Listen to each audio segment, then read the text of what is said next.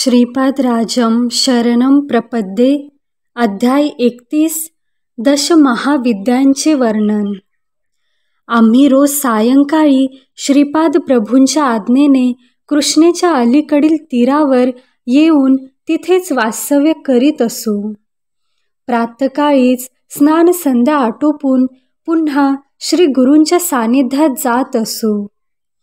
या अलभ्य सत्संगात श्री प्रभूंचे प्रसादरूपी दर्शन, नित्य नूतन योगानुभव आणि अनेक दिव्य रहस्यांचा उलगडा होत असे. देवी तत्वाची उपासना दशमहाविद्या रूपानेच होते असे आम्ही ऐकले होते. या दशमहाविद्या रूपांची संपूर्ण माहिती आम्हास सांगावी अशी आम्ही श्रींच्या चरणी नम्र प्रार्थना केली. श्रीपाद प्रभू म्हणाले, अरे शंकर भट, श्रीविद्येची उपासना अत्यंत श्रेष्ठ आहे. पूर्व काळात हयग्रीवांच्या कृपा प्रसादानेच अगस्ती महामुनींना श्रीविद्येचे ज्ञान झाले. त्यांनी ही विद्या आपली पत्नी लोपामुद्रा देवीला दिली. लोपामुद्रा देवीने या विद्येचा सखोल अभ्यास करून त्याचा गूढार्थ अगस्ती ऋषींना सांगितला. अशा रीतीने ते उभयता एकमेकांचे गुरु झाले. लोपामुद्रा आणि अगस्ती ऋषींचे चरित्र. विदर्भ देशाच्या राजास बरीच वर्षेपर्यंत संतान प्राप्ती झाली नव्हती. अगस्त्य महामुनींच्या तपोबलाने राजाला एक कन्यारत्न प्राप्त झाले. त्या कन्येचे नाव लोपामुद्रा असे ठेवले होते. लोपामुद्रा कालांतराने मोठी झाली त्यावेळी अगस्ती मुनींनी तिला लग्नासाठी मागणी घातली. दोघांच्या वयातील अंतर पाहून राजा विचारमग्न झाला. एवढ्या लहान वयाच्या मुलीचा विवाह एका वृद्ध महामुनीबरोबर कसा करावा याच चिंतेत तो होता. शेवटी त्याने आपल्या कन्येस तिचा विचार या विवाहाबद्दल विचारला.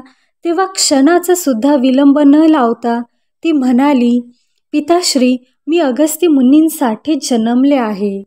मी त्यांच्याशीच विवाह करणार. राजाने दोघांचा विवाह लावून दिला. राजकन्या लोपामुद्रा राजप्रासाद सोडून वल्कले परिधान करून अगस्ती मुनींबरोबर तपोभूमीस निघून गेली. कालांतराने अगस्ती ऋषींनी तिच्याशी शास्त्रयुक्त संग करण्याची इच्छा व्यक्त केली. त्यावर लोपामुद्रा मुनींना म्हणाली, नाथ, मी ललिता स्वरूपाची उपासना करून ललिता स्वरूपच झाले.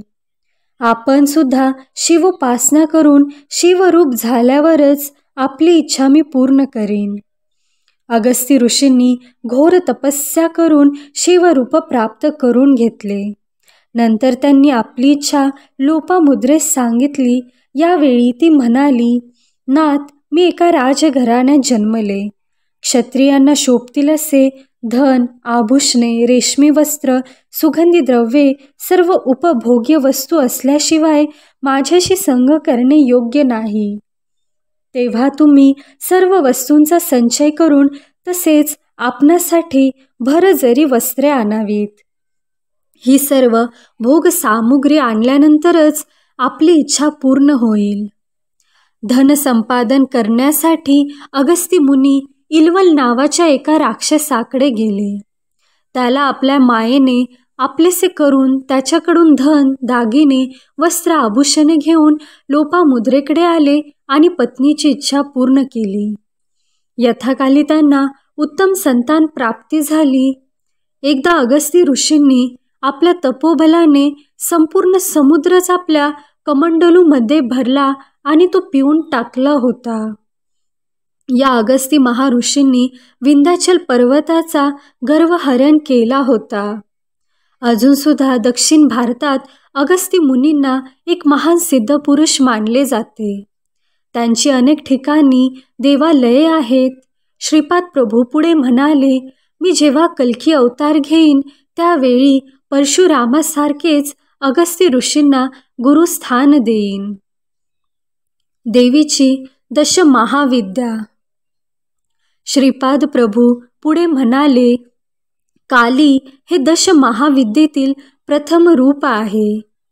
महाकाली ही समस्त विद्यांची आदी देवता आहे. तिच्या विद्यामय विभूतींनाच महाविद्या असे म्हणतात. एकेकाळी हिमालयातील मातंग ऋषींच्या आश्रमात सर्व देवतांनी महामायेची स्तुती केली. त्यावेळी अंबिकेने मतंग वनिता रूपात दर्शन दिले.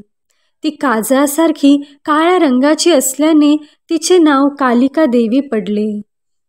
तिने शुंभ निशुंभ राक्षसांचा वध केला. तिचे रूप काळे निळे असे असल्याने तिला तारा असे सुद्धा नाव आहे. कोणताही संकल्प अथवा फलीभूत न झालेली योग साधना अल्प काळात गंतव्य स्थानास पोचावी यासाठी काली मातेची उपासना करतात.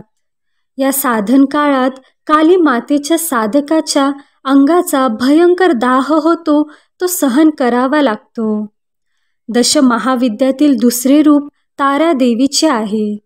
ही माता मोक्षदायिनी सर्व दुःखांपासून तारण करणारी आहे. त्यामुळे तिचे तारा हे नाव प्रख्यात झाले. या देवीस नील सरस्वती असे सुद्धा नामाभिधान आहे. भयंकर अशा विपत्तीतून भक्तांचे रक्षण करणारी असल्याने योगीजन हिची अग्रतारा रूपात आराधना करतात. महर्षी वशिष्ठांनी सुद्धा तारा देवीची उपासना केली होती. चैत्र शुद्ध नवमीच्या रात्रीस तारा रात्री असे म्हणतात. दश महाविद्येतील तिसरे रूप छिन्नमस्ता देवीचे आहे. हे अत्यंत गोपनीय असे रूप आहे. एकेवेळी देवी आपल्या सखीबरोबर मंदाकिनी नदीवर स्नानाला गेली होती. तिच्या द्वारपालांनी भोजनाविषयी विचारले तेव्हा तिने आपल्या तलवारीने आपला शिरच्छेद केला. तिचे शिर वामहस्तावर येऊन पडले. तिच्या धडातून रक्तधारा निघाल्या. त्यातील 2 धारा सखींनी प्राशन केल्या व तिसरी धार देवीने स्वतःच प्राशन केली. या दिवसापासून तिचे नाव छिन्नमस्ता असे पडले. हिरण्यकश्यपू आदी दानव या देवीचेच उपासक होते. दशमहाविद्येतील चौथे रूप षोडशी महेश्वरीचे आहे. या देवीचे हृदय लोण्याप्रमाणे मऊ असून ती अत्यंत दयावान आहे. हिच्या आश्रयास आलेल्या साधकांना ज्ञानप्राप्ती त्वरित होते. विश्वातील सकल मंत्रतंत्राचे निर्माते या देवीचेच उपासक आहेत. या षोडशी महेश्वरी देवीचे वर्णन वेद श्रुतीसुद्धा करू शकले नाहीत. ते नेती नेती असे म्हणून शांत झाले. ही प्रसन्न वदना माता भक्तांचे सकल मनोरथ पूर्ण करते. या भगवतीच्या उपासनेने भोग मोक्ष दोन्हीची प्राप्ती होते. दशमहाविद्येतील 5वे रूप भुवनेश्वरी देवीचे आहे. सप्तकोटी महामंत्र या देवीचे उपासक आहेत. या देवीजवळ काली तत्वापासून ते कमला तत्वापर्यंत 10 अवस्था असतात. त्यातून अव्यक्त भुवनेश्वरी व्यक्त होऊन ब्रह्मांडाचे रूप धारण करू शकते. प्रलयकाळी कमलापासून म्हणजेच व्यक्त जगापासून क्रमाक्रमाने लय पावून काली या मूळ स्वरूपात बदलते. यामुळे या देवीला काळाची जन्मदात्री असे सुद्धा म्हणतात. दशमहाविद्येमध्ये 6वे रूप त्रिपुरा भैरवीचे आहे. महाकाला शांत करू शकणाऱ्या या शक्ती रूपालाच त्रिपुर भैरवी असे म्हणतात. ही त्रिपुर भैरवी नरसिंह भगवानांची अभिन्न शक्ती आहे असे शास्त्रांत सांगितले आहे. सृष्टीमध्ये परिवर्तनाची प्रक्रिया सतत चालूच असते. या प्रक्रियेस आकर्षण आणि विकर्षण हे मूल कारण स्वरूप असतात. ही क्षणोक्षणी होणारी क्रिया आहे.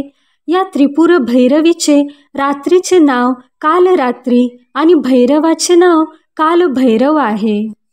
या दोघांच्या संयुक्त स्वरूपानेच माझा येणारा नृसिंह सरस्वती अवतार होणार आहे.